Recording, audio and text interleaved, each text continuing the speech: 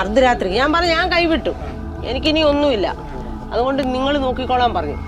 പോലീസുകാർ വന്നവർ അവിടെ നിന്ന് കറങ്ങി തലവേദന എടുത്തു. സത്യം അവര് കയറിയില്ല എന്റെ വീട്ടിൽ. അവര് കാലയിൽ എഴുന്നേക്കും. അങ്ങനെ എഴുന്നേറ്റ് അവിടെ അവരെ കുളിപ്പിക്കുന്നതും ഒക്കെ. അങ്ങനെ വരുമ്പോ എനിക്കുണ്ടായിരിക്കും. എന്റെ ഭാഗ്യത്തെ നിങ്ങൾ എന്നെ പരീക്ഷിക്കരുത്. ഇവിടെ ഇരുന്നപ്പോ ഇവിടെ ഇരിക്കുന്ന പാമ്പ് മൂർഖൻ ഭയങ്കര 8 അടി എന്ന് പറഞ്ഞാൽ അതിന് 8 അടിക്ക് 12 അടിയും. നടുവിനൂന്നേ തെറ വളഞ്ഞ് പാലയെ കുത്തി വന്നിട്ട് ഈ 2 സൈഡിലും ഒന്ന് കറുപ്പും ഒന്ന് വെളുപ്പുമായിട്ടാണ്. ആശുപത്രി പോകാൻ പറഞ്ഞു. ആശുപത്രി പോകാൻ പറഞ്ഞ് ഞാൻ പറഞ്ഞു പോത്തില്ല, ഡോക്ടർ കല്യാണം കഴിക്കാത്ത ഞാൻ ഡോക്ടറെ കൊണ്ട് കാണിക്കത്തില്ലെന്ന് പറഞ്ഞു. ഞാൻ കുളിച്ചേച്ച് വന്ന എന്റെ ഡോക്ടറെ ഞാൻ കാണിച്ചു. ഞാൻ എന്റെ നാഗദേവികളുടെ അടുത്ത് പോന്നു. അവരോട് കാര്യം പറയണം. അവരോട് പല കാര്യങ്ങളും ഇപ്പം നിങ്ങൾ വന്ന കാര്യങ്ങൾ യഥാർത്ഥത്തിൽ പറയണമെന്നാണ് എന്റെ മനസ്സിൽ അന്നേരം തോന്നിയത്. ഇനിയിപ്പൊ പറയാൻ പോകും. ആന്ന് വീൽചെയർ ഇതില്ലെങ്കിൽ ഒന്നും പറ്റത്തില്ല. എന്റെ ദേഹത്ത് നാഗം വരും. ഈ അമ്മ ഭദ്രകാളി.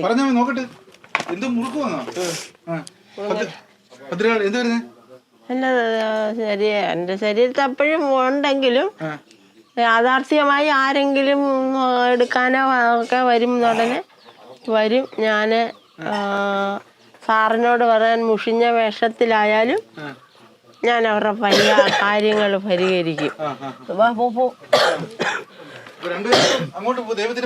ഞാൻ എന്റെ നാഗദൈവങ്ങളുടെ കാര്യം വരുമ്പോൾ ഞാൻ എടുക്കും. ഭദ്രകാളി ഭാവത്തിന്റെ കാര്യം വരുമ്പോ അദ്ദേഹത്തിന് വിട്ടുകൊടുക്കും.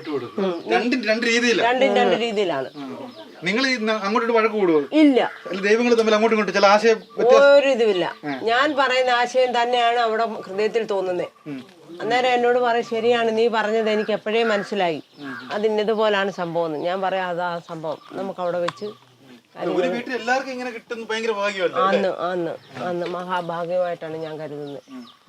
ജനിച്ചു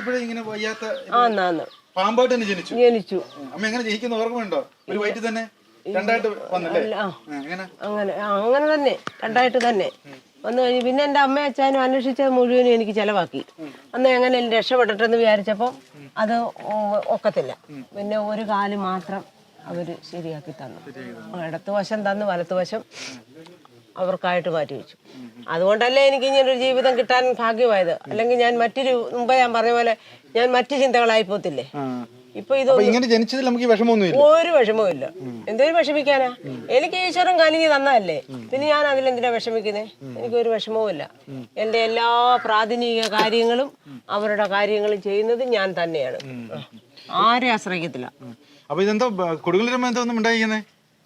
ഞാൻ ഈ എന്റെ സഹോദരി എന്ന് പറയുമ്പോ നമ്മള് സാധാരണ സംസാരിക്കുന്ന സ്വാമിയമ്മ.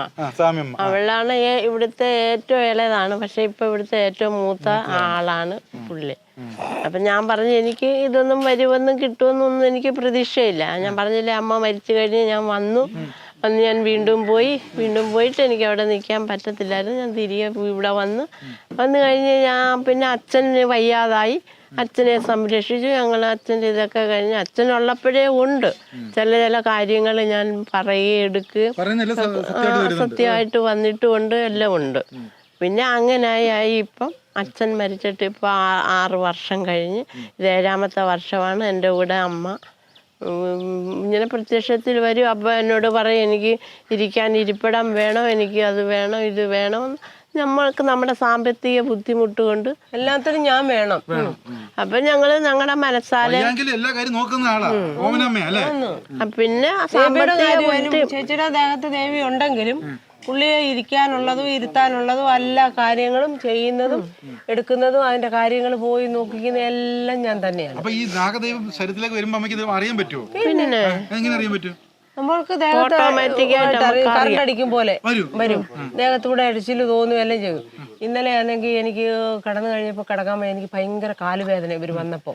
അപ്പൊ ഞാൻ ചോദിച്ചു എന്നെ ഉറക്കത്തില്ലയോ, എനിക്ക് സമാധാനമായിട്ടൊന്ന് കിടന്നുറങ്ങണം, വെളുപ്പാങ്കാലത്ത് എഴുന്നേക്കണ്ട, മറിയിക്കാൻ പറഞ്ഞു.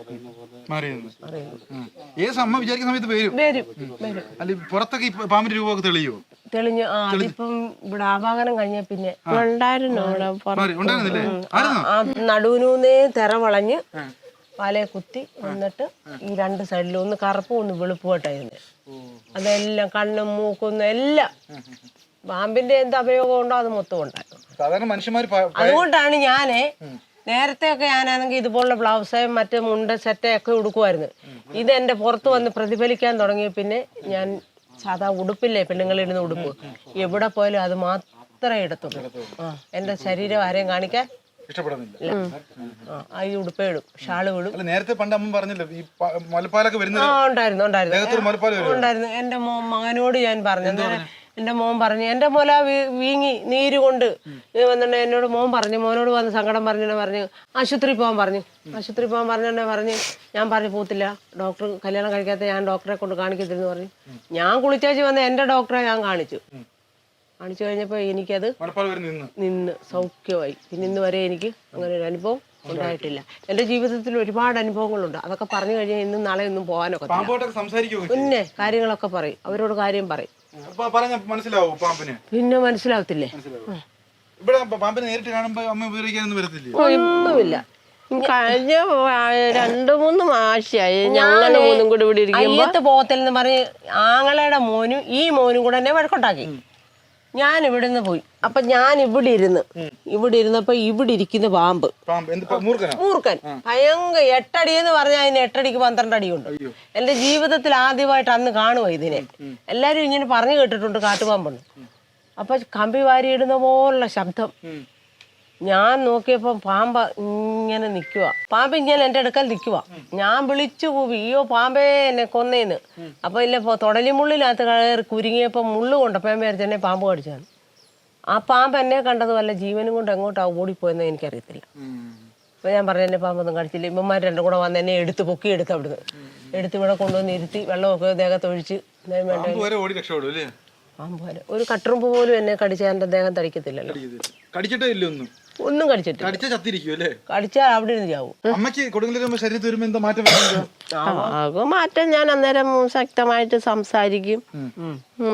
ഇന്ന കാര്യം ഇന്നതുപോലാണെന്നും ഒക്കെ ഞാൻ സംസാരിക്കും. നമുക്ക് അറിയാം. സ്വാമിയമ്മ പറഞ്ഞാൽ നമ്മളെ അമ്മ ദേഹത്ത് വരുമ്പോൾ പെട്ടെന്ന് നമുക്ക് കറണ്ട് ഷോക്ക് അടിക്കും പോലെ ഒരു ഇതുണ്ടാകും. അപ്പൊ നമുക്കറിയാം ആള് വന്നു എന്ന് പറയും. പിന്നെ ഇപ്പൊ മോനുണ്ട്, അവന് മീന് ഇതൊക്കെ നല്ല പണിക്കാരനാണ്. അവനപ്പൊ ഇറച്ചിയും അങ്ങനെയൊക്കെ വരുന്ന പൂജാരിണികളാന്നും പറഞ്ഞ് ഈ വക കാര്യങ്ങളൊന്നും ഞങ്ങൾ കൈകാര്യം ചെയ്യാൻ അല്ലാത്തപ്പോഴൊക്കെ ചിലപ്പോ വരും തട്ടി. ഞങ്ങള് രണ്ടുപേരും ഉള്ള എപ്പോഴും ഇവിടെ ഈ നേരം കൂടെ ആള് കേറി വരുന്നതായിട്ട് നമുക്ക് കാണാം. എന്റെ നേരെ മൂത്ത ചേച്ചിയുണ്ട്, ആ പുള്ളി കടയിൽ ജോലിക്ക് പോകുന്നത്. പിന്നെ മോൻ പണിയാൻ. പിന്നെ അവര് രണ്ടും പോയി കഴിഞ്ഞാൽ ഞങ്ങൾ രണ്ടുപേരേ ഉള്ളൂ. ഒരു കാലയിൽ എഴുന്നേക്കും. അങ്ങനെ എഴുന്നേറ്റ് അവിടെ അവരെ കുളിപ്പിക്കുന്നതും ഒക്കെ. എനിക്കിന്നൊന്നുമില്ല. എന്നെ ആരും തിരക്കി വരുന്നില്ല. എന്റെ കാര്യങ്ങൾ നടക്കുന്നില്ല. നീ എന്താണ് അനങ്ങാതിരിക്കുന്നേ? അങ്ങനെ വരുമ്പോ എനിക്കുണ്ടായിരിക്കും. എന്റെ ഭാഗ്യത്തെ നിങ്ങൾ എന്നെ പരീക്ഷിക്കരുത്. എനിക്ക് അങ്ങനെ ചെയ്ത് കഴിയുമ്പോ എനിക്ക് തന്നിരിക്കും. എനിക്കത് ഞാൻ ജനിച്ച നാള് മുതൽ അവരുടെ കൂടെ വസിക്കുന്ന കാലം തൊട്ട് എനിക്കുണ്ടായതാ. അത് എനിക്ക് തന്നിരിക്കും, എനിക്ക് തരും എന്താവശ്യമായാലും. എനിക്ക് തോന്നി ആരോ വീട്ടിൽ കയറി നിൽക്കുന്നെന്ന്. ഞാനിങ്ങനെ നോക്കി പോലീസാ.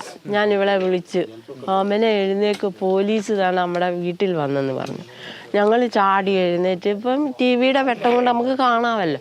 ഞാൻ ഓടിച്ചെന്ന് എല്ലായിടത്തും ലൈറ്റ് അങ്ങ് ഇട്ടുടനെ പുള്ളിക്കാരൻ അതിനകത്ത് നിൽക്കും. അപ്പം ഞങ്ങൾ ചോദിച്ചു എന്താണ് കാര്യമെന്ന് ചോദിച്ചോണേ പറഞ്ഞു മണിക്കുട്ടനെ തിരക്കി വന്നതാണെന്ന്.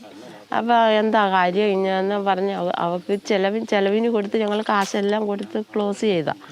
അവൾ വീണ്ടും കൊണ്ട് കേസ് കൊടുത്തു കഴിഞ്ഞാൽ പോലീസ് വന്ന് അവിടെ നിന്ന് ഞങ്ങൾ കാര്യങ്ങൾ പറഞ്ഞു. ഞങ്ങൾക്ക് അന്നേരം ആരും സഹായമില്ല. ഇവരല്ലാതെ ഞാനവരോട് ഇറങ്ങിയെന്ന് പറഞ്ഞു. ഞാൻ കൈവിട്ടു. ഇനി നിങ്ങൾ നോക്കിക്കോളാൻ പറഞ്ഞു. ഞാൻ പറഞ്ഞു ഞാൻ അർദ്ധരാത്രി ഞാൻ പറഞ്ഞു ഞാൻ കൈവിട്ടു, എനിക്കിനി ഒന്നുമില്ല, അതുകൊണ്ട് നിങ്ങൾ നോക്കിക്കോളാൻ പറഞ്ഞു. പോലീസുകാർ വന്നവർ അവിടെ നിന്ന് കറങ്ങി തലവേദന എടുത്തു. സത്യം അവര് കേറിയില്ല എന്റെ വീട്ടിൽ. പിന്നെ അപ്പൊ മോനെ ആ വീട്ടിലാണ്, അവിടെ കിടന്നു. മക്കള് രണ്ടും ആ സമയത്ത് അവർ അതിനകത്ത് കയറിയായിരുന്ന രംഗം നിങ്ങൾ നോക്ക്.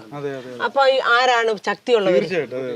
വീട്ടിൽ വീണപ്പോ ഇവിടെ ആരുമില്ല. ഞാൻ കരയുന്നു. ഇവിടെ വീണ് കഴിഞ്ഞാൽ ഇവരുടെ ബിംബം എല്ലാം പോവല്ലോ. എന്റെ ദൈവമേ, പുളി പോയാലും എങ്ങനെയാ? എന്റെ നഗദൈവങ്ങളെ നിങ്ങൾ കാത്തോണേന്ന് പറഞ്ഞു. മോൻ നോക്കി നിപ്പുണ്ട് ഈട്ടി വീണ് ഇങ്ങോട്ട് വന്ന് എടുത്ത് നമ്മള് മനുഷ്യര് കൊണ്ടുവെക്കും പോലെ സൈഡിലോട്ട് മാറ്റി അങ്ങ് വെച്ചു. ശരിക്കും പറഞ്ഞാൽ നിങ്ങൾക്ക് ഭയങ്കര ശക്തിയാണെന്നാണ് പറയുന്നത്. എനിക്ക് ശക്തിയാണ്, എനിക്ക് ശക്തിയാണ്. എല്ലാ പ്രശ്നങ്ങളും മാറ്റി. എന്താ എല്ലാ പ്രശ്നങ്ങളും, രോഗവും പട്ടിണിയും രോഗം ഉണ്ടെങ്കിൽ മഞ്ഞൾ ചോദിച്ചു കൊടുക്കും. 10 വർഷം കുഞ്ഞുങ്ങളില്ലാതിരുന്ന ഒരു കുട്ടികളുണ്ടായത്. അവര് വിളക്കെ ആ കുഞ്ഞിനെ ഇവിടെ നടക്കിക്കൊണ്ടുവന്ന് കിടത്തി. നിങ്ങളെ കണ്ടാൽ മതി, എല്ലാ പ്രശ്നവും മാറും. ഇല്ല, ഇപ്പൊ എന്നെ ഒരാൾ വിളിച്ചേച്ച് നിർത്തിയതേ ഉള്ളൂ. അമ്മയ്ക്ക് രോഗമൊന്നുമില്ലാന്ന് ഡോക്ടർ പറഞ്ഞെന്ന്. ഞാൻ പറഞ്ഞു ഒരു കുഴപ്പമില്ല, ഇനി എന്താന്ന് വെച്ചാൽ നിങ്ങൾ ചെയ്യാൻ പറഞ്ഞു. അങ്ങനെ അനേക കാര്യങ്ങൾ ചെയ്യുന്നുണ്ട്. അപ്പൊ എന്തായാലും ആവശ്യമുള്ളവർ വരിക. എന്റെ ശക്തിയല്ല, ആ ഇരിക്കുന്നവരുടെ ശക്തിയാണ്. ഇത് രണ്ടുപേർക്ക് ഏറ്റവും ശക്തി ആർക്കാ? നാഗദൈവത്തിനാണോ? എനിക്ക് തോന്നിയിട്ട് ഞങ്ങൾക്ക് രണ്ടുപേർക്കും ഒരുപോലാണെന്നാ.